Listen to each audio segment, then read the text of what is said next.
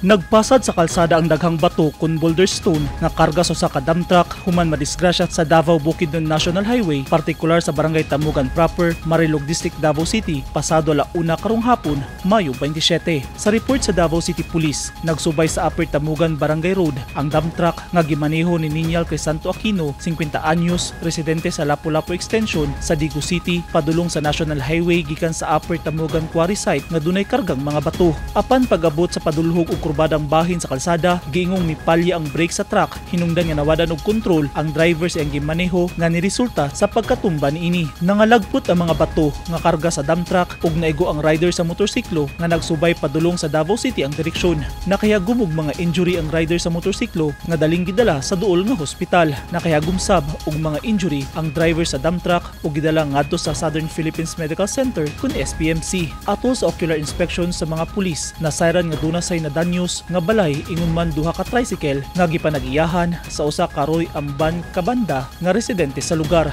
Posibleng magatubang og reckless imprudence resulting in physical injury and damage to property ang driver sa truck. Eugene Hinutan, Newsline Philippines. Stay safe.